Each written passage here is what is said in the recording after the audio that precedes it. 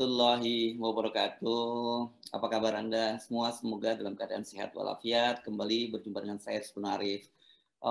Kemarin hari Rabu, bangsa Indonesia khususnya kalangan TNI ini kehilangan salah satu tokoh seniornya, Jenderal Wijoyo Suyono. Ini merupakan kehilangan yang saya kira sangat dirasakan terutama bagi para prajurit TNI setelah pada tahun lalu kalau nggak salah pada bulan Januari itu juga kehilangan salah satu tokoh senior yakni Letnan Jenderal TNI Saidiman.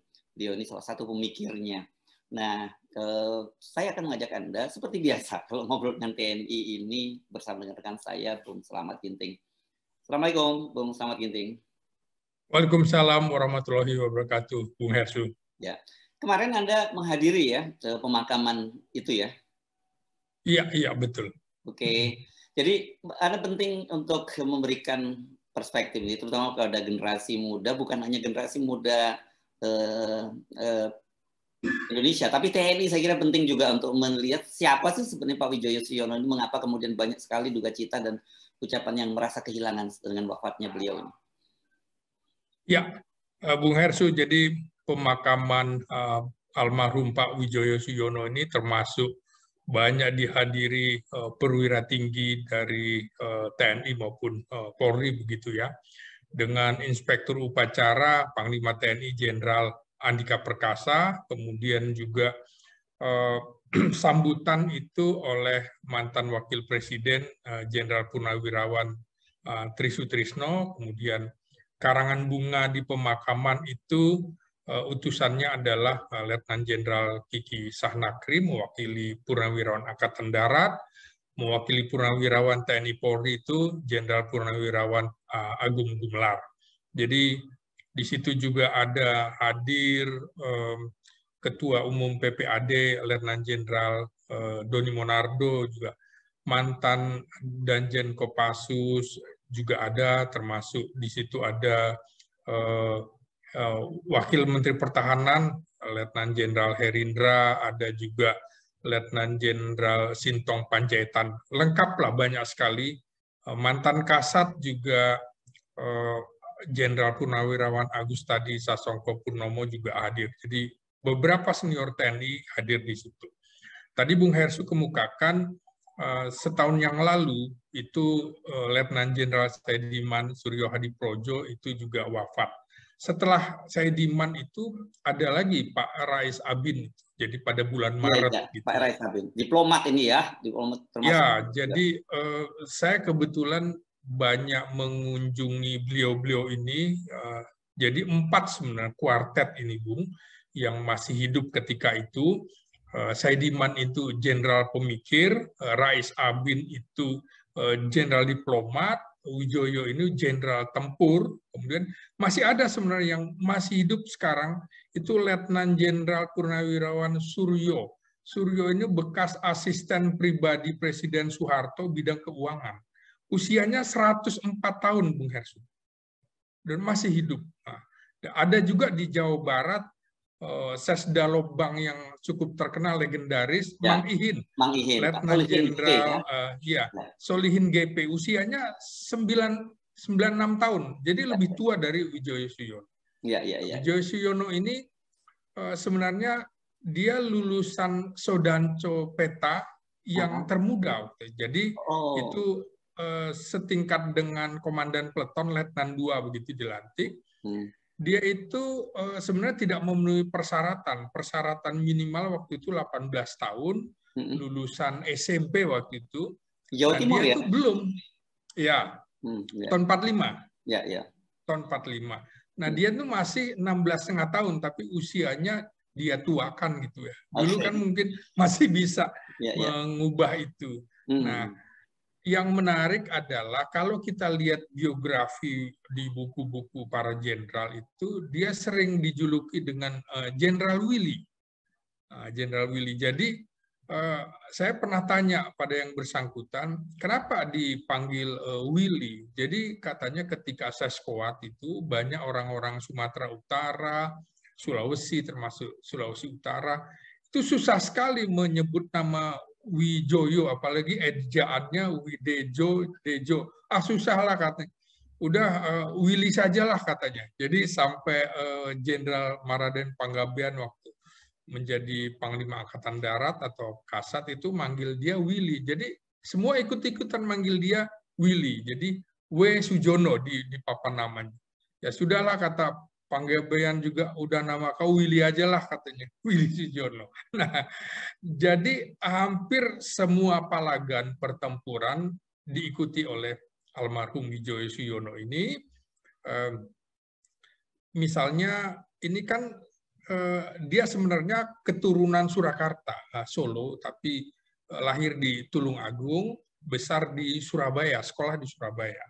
Ketika lulus dari Sodan Copeta di Bogor itu ditempatkan di Surakarta. Jadi termasuk saksi pertempuran 10 November Surabaya.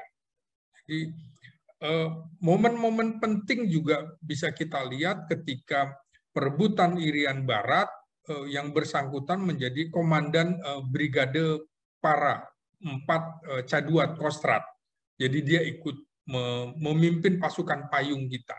Nah, ketika peristiwa 1965 misalnya, beliau itu menjadi paban operasi di Mabesat.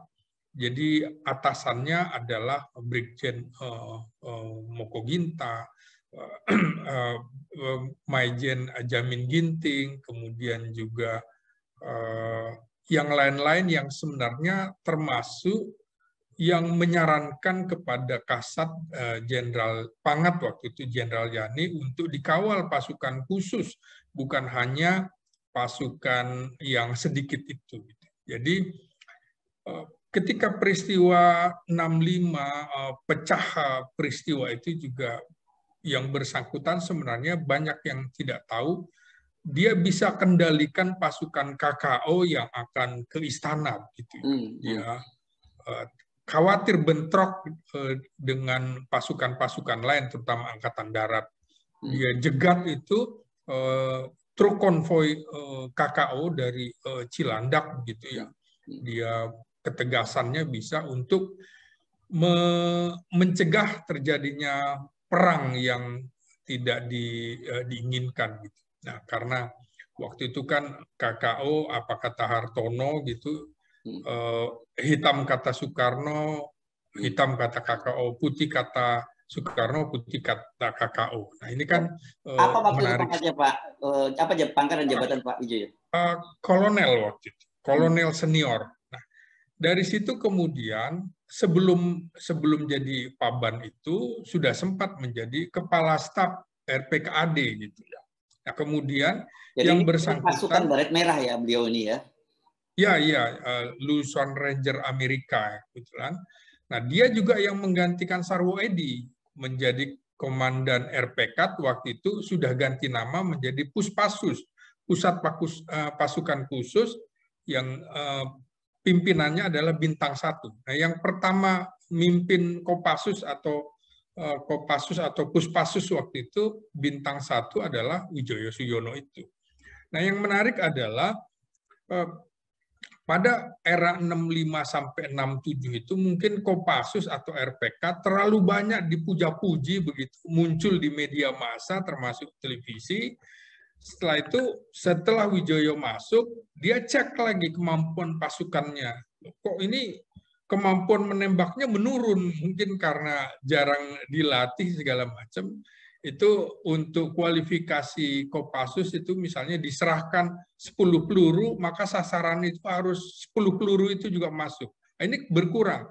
Jadi selama kepemimpinan Wijaya selama 3 tahun, sekitar tahun 67 sampai 70 itu, dia benahi betul-betul Kopassus, kembali ke fisik, kembali kira-kira back to barak untuk memoles lagi kemampuannya.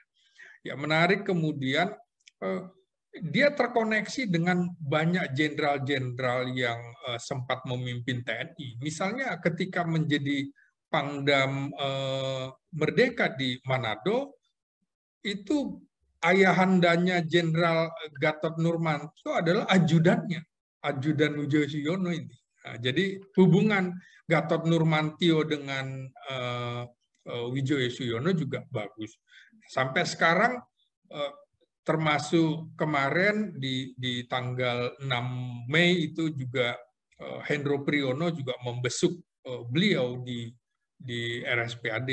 Saya kebetulan ketika Idul Fitri mau menjenguk beliau, tapi kondisinya tidak memungkinkan. Jadi kondisi sudah sakit. Beliau sebelumnya juga sudah kirim WA saja. Kita komunikasi lewat WA saja karena kondisi saya kurang bagus, diabetes dan lain-lain. Jadi ada komorbid, komunikasi jalan. Ya. Anda kalau saya lihat nih, ini ada salah satu foto nih, foto Anda dengan Pak Wijoyo. Ini foto kapan ini, Bung Ginting? Ini ada beberapa foto ya, misalnya saya pernah berkomunikasi dengan beliau, kebetulan ada dalam Rakernas Perhimpunan Kebun Binatang se-Indonesia di Taman Safari Prigen, Malang. Saya jumpa dengan beliau, bicara banyak lah tentang bagaimana kekurangan TNI dan lain-lain. Saya beberapa kali di foto itu ada ketika di rumahnya kami membahas tentang potensi ancaman Cina di Asia Tenggara termasuk di Indonesia itu di kediaman beliau gitu. Jadi intens juga saya komunikasi dengan yang bersangkutan karena memang ini dijadikan semacam hampir semua posisi di Pepabri, PPAD, Legiun Veteran, posisinya sekitar Dewan Pembina. Makanya seperti Agung Gumelar datang, Hendro Priyono datang, Trisutrisno datang. Jadi kalau mau memilih ketua umum organisasi purnawirawan TNI itu, biasanya salah satu yang diminta pendapat adalah yang bersangkutan, Jenderal Wijoyo Suyono. Ini pangkat terakhir dan jabatan terakhir apa ya di TNI itu beliau? Jadi terakhir itu Kepala Staf Kopkamtib pada tahun 80 sampai 82. 82 itu ketika umurnya 54 tahun dia minta mundur. Jadi mundur. Jadi belum sampai 55 tahun dia minta mundur. Wah, karena masuklah generasi-generasi anak buahnya seperti Beni Murdani tahun 83 menjadi Panglima ABRI waktu itu. Jadi dia merasa bahwa inilah sudah nggak masa saya harus jadi anak buahnya murid saya, kan kira-kira begitu ya. Jadi waktu itu kepala stafnya Pak Sudomo ya, Pak Kopkamtib itu ya? Iya, kepala staf Kopkamtib, Panglima Kopkamtibnya adalah Sudomo. Jadi biasanya kalau di luar Angkatan Darat, maka harus ada backup Angkatan Darat. Jadi ketika Pangkopkamtibnya dari Angkatan Laut, maka orang keduanya Kaskopkamtibnya adalah Wijoyo Sujono. Jadi ini orang yang senior, dihormati betul. Pak Harto juga sangat percaya pada yang bersangkutan, karena memang track record-nya, pendidikannya juga. Dia memang bukan pendidikan komando, tapi ranger di Amerika. Dulu itu yang bisa menjadi komandan RPK, selain lulusan Batu Jajar komando, juga ranger yang setara. Seperti Sarwoedi juga bukan lulusan komando, tapi lulusan ranger di Australia. Kalau ini lulusan ranger di Amerika. Kualifikasinya hampir setara, makanya boleh. Jadi Wijoyo juga cukup lama. Dan ketika tahun awal-awal sebelum jadi Kaskopkamtib juga Pangko Wilhan untuk wilayah Jawa Madura, dia yang bertanggung jawab atas operasi di Timur Timur waktu itu. Jadi pada waktu itu memang sangat dihormati, di mana ada medan-medan yang berat, Pak Harto menempatkan yang bersangkutan menjadi komandan atau panglima di situ. Jadi ini memang orang yang dihormati. Ya, Kaskopkamtib itu Jenderal Bintang 4 penuh. Penuh Jenderal Bintang 4 penuh. Jadi setelah mundur tidak diberi jabatan politik ya oleh Pak Harto ya? Setelah mundur. Tidak, dia berhenti, dia berusaha. Jadi ada bisnisnya. Jadi tidak lagi masuk ke dalam pemerintahan, tapi kemudian menjadi penasehat lah dari forum-forum militer, purnawirawan militer maupun kepolisian. Jadi kita bisa lihat tadi betapa banyak orang yang hadir di pemakaman, itu menandakan rasa hormat Purnawirawan dan juga TNI kepada almarhum Jenderal Wijoyo Suyono. Oke, nah sekarang saya akan mengajak Anda tentang kenangan, karena Anda punya pengalaman cukup dekat dengan beliau ya di akhir-akhir hayat beliau ya. Berapa tahun terakhir ini Anda invest dengan beliau sebelum COVID? Sekitar sebelum pandemi, kira-kira 5 tahunan ini banyak juga saya berkomunikasi. Kadang yang bersangkutan juga minta datang, minta tanggapan, saya punya pendapat seperti ini, misalnya bicara konstitusi, dia khawatir sekali, misalnya Undang-Undang Dasar 45 kita kok menjadi undang-undang aspal, istilah dia ya, asli tapi palsu, jadi sangat-sangat liberal, kekhawatirannya seperti itu. Kemudian ini kalau bukan kita-kita, siapa lagi yang peduli soal ini? Dia juga selalu mengikuti perkembangan apa yang terjadi di TNI, termasuk kekhawatiran dia atas potensi kuatnya ancaman Cina di wilayah Asia Pasifik, Indo-Pasifik ya, termasuk di Indonesia. Jadi dia juga tidak melihat kasus bisnis Cina, hubungan ekonomi Indonesia dengan Cina tetap diteropong dalam kepentingan ketahanan nasional. Bagi dia adalah ini membahayakan ancaman kita. Jadi fokus terhadap ancaman Cina itu bukan main-main bagi dia. Kita tidak bisa memprediksi apa yang terjadi 1-2 tahun atau 3 tahun ke depan, karena memang berdasarkan pengalaman dia selama menjadi militer, itu banyak. Misalnya Jepang itu juga kan tidak kelihatan ketika akan masuk ke Indonesia, tapi semuanya lewat cara-cara yang mustahil, misalnya orang gila ditempatkan di bandara, di pelabuhan, dagang, dan segala macam. Kesannya ekonomi, kira-kira olahragawan, pedagang, atau segala macam. Dan ternyata itu adalah militer. Potensi ini juga dikemukakan oleh Jenderal Wijoyo Suyono.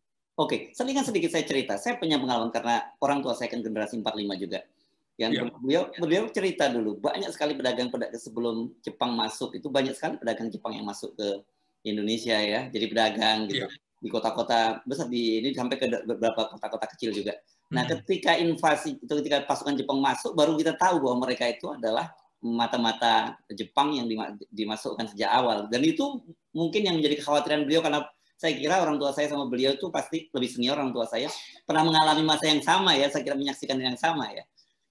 Ya, jadi dia bilang juga bahwa ketika pendidikan peta itu kan diajari pendidikan intelijen, kapan masuk, kapan potensi asing itu masuk. Jadi dia juga mengkhawatirkan itu. Jadi sebagai perwira komando, perwira intelijen, perwira operasi, dia betul-betul salah satu barangkali jenderal tempur yang paling tua yang wafat pada era ini. Jadi berbeda dengan Saidiman, Rais Abin, Jenderal Suryo atau Solihin GP, kita bisa lihat bagaimana perjuangan palagan pertempuran Wijoyo Suyono itu sangat banyak sekali, dan dalam pembelajaran dia memang kita tidak bisa mempersilahkan begitu saja kepentingan bisnis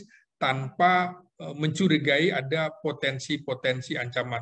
Dia selalu mengkhawatirkan, Dek, kalau bisa, katanya, Anda belajar bahasa Mandarin untuk mempelajari ancaman-ancaman Cina. Sampai seperti itu dia mengkhawatirkan. Jadi tolong ini juga TNI, terutama atase kita di Cina juga harus yang lebih cerdas. Kemudian potensi ancaman itu bukan sekadar guyonan atau apa istilahnya fobia terhadap Cina, tapi dia juga sudah menyaksikan peristiwa 65 yang terjadi sampai pecahnya peristiwa G30 SPKI juga kan, itu juga awalnya sudah bagaimana Cina memasukkan orang-orangnya, sampai kemudian senjata Chung bisa masuk dan lain-lain. Masa kita mau belajar dari kesalahan-kesalahan serupa pada tahun-tahun sebelumnya? Ini pengalaman empiris saya kira, karena beliau juga perwira operasi yang dikenal oleh Angkatan Darat sebagai perwira yang punya banyak pengalaman. Dan sampai sekarang hampir semua jenderal kalau ingin mendapatkan setelah dapat jabatan pasti datang ke beliau minta restu karena yang dituakan gitu. Iya, iya. Jadi beliau ini secara spesifik concern punya kekhawatiran yang khusus terhadap infiltrasi Cina ke Indonesia ya. Infiltrasi persis. dan invasi ya, bukan aja sekarang tahapnya infiltrasi dan kemungkinan tahap berikutnya invasi gitu ya. Iya betul. Kalau misalnya infiltrasi, dia curiga bahwa infiltrasi sudah terjadi. Gitu. Jadi wajar kalau ada kekhawatiran di mana-mana terhadap misalnya tenaga kerja Cina dan lain-lain. Oke lah, boleh dibantah katanya. Paling enggak misalnya kebenarannya berapa persen dan kebohongannya berapa persen, sebagai perwira yang berpengalaman tentu dia harus selalu mengingatkan, ingat coba berapa yang masuk dan berapa yang keluar. Jangan kemudian masuknya 100, tautannya kita tidak deteksi, keluarnya cuma 30 atau 70. Yang sisanya itu kemana? Itu makanya kemudian dia selalu mengingatkan intelijen kita mesti kuat, terutama menghadapi kedatangan warga asing dari Cina. Begitu Bung Hersu. Oke. Nah, kalau concern beliau terhadap generasi muda TNI seperti apa, Bung Ginting?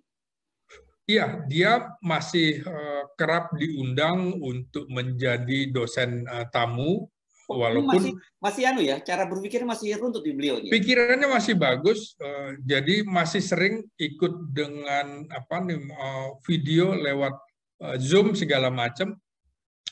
Dia ngajar selama masa pandemi seperti itu.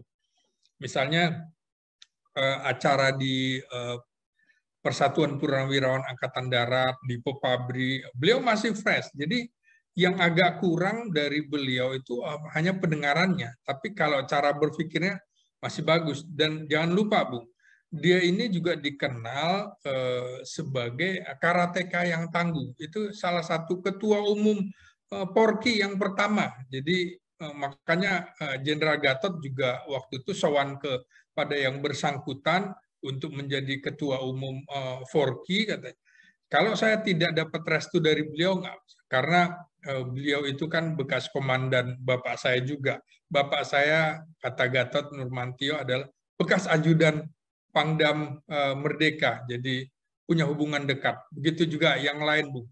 Kopassus itu kalau kita lihat setiap ulang tahun itu para mantan Danjen Kopassus juga selalu kirim karangan bunga kepada yang bersangkutan. Jadi ini Komandan Kopassus yang ke-6 setelah Sarwoedi, kemudian digantikan oleh Sutarmin.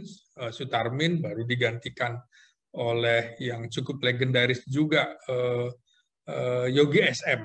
Gitu. Oke, Bung Ginting, jadi artinya memang tidak hanya bagi TNI, khusus kalau TNI, terutama TNI Angkatan Darat, Mas, ini sebuah kehilangan besar gitu, karena sesepuhnya orang yang selama ini menjadi rujukan tempat sowan wafat, dan tetapi bagi bangsa Indonesia sendiri, saya kira kita juga kehilangan ya dengan wafatnya beliau ini. Iya, ya betul. Ini banyak yang kehilangan, termasuk perhimpunan kebun binatang se-Indonesia. Dia kepedulian terhadap satwa juga luar biasa, Bu. Iya, dia Letnan Jenderal Ki Sahnakri termasuk Hendro Priyono itu bergabung dalam perhimpunan kebun binatang. Mereka peduli, misalnya ketika ada kebakaran hutan dan lahan. Jadi bukan cuma peduli pada manusia dan urusan militer, urusan-urusan seperti ini juga sangat peduli yang bersangkutan. Makanya Anda pernah banyak karangan juga kan ya di organisasi iya. aktif juga ya? Iya, betul. Jadi disinilah